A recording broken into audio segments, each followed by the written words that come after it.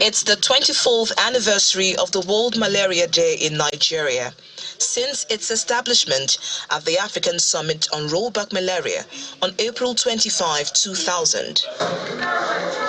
Over 2 decades later, malaria remains a significant cause of mortality in Africa.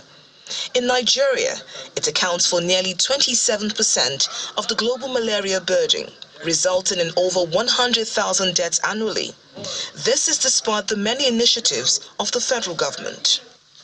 According to the World Health Organization, 1 of every 3 deaths related to malaria globally occur in Nigeria, with 22 persons dying every hour.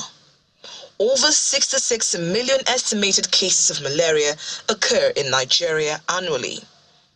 The WHO also reports that 249 million cases of malaria were reported in 2022, and 76% of these cases were children under 5 years. Drivers of this burden have been attributed to population size, inadequate funding, amongst other factors. On the high table. Thank you very much for attending. At this news conference in Abuja, the WHO and other implementing partners agree that although Nigeria has made some progress in efforts to eliminate malaria, there's more work to be done. However, amidst the challenges, there is hope amongst ourselves, amongst the world. As WHO, we are requesting all the members in this house, outside this house, to be committed to work towards controlling malaria. The fight against malaria is not just a health issue. It needs everyone on board.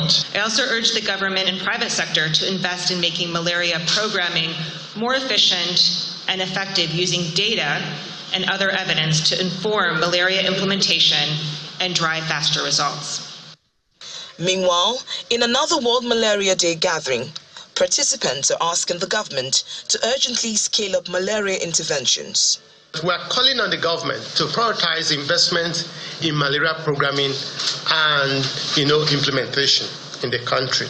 We are appealing to Nigerians to adopt best practices in preventing malaria within their neighborhood. Over the years, the Nigerian government has rolled out strategic plans to eliminate malaria in the country.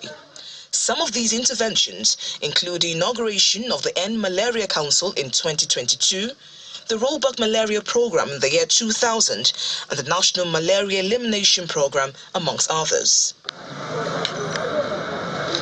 In addition to upscaled approaches by the government in eliminating malaria, in August 2023, the federal government announced the approval for the use of the R21 malaria vaccine, with the optimism that its emergence will be a game changer in reducing the prevalence of the disease.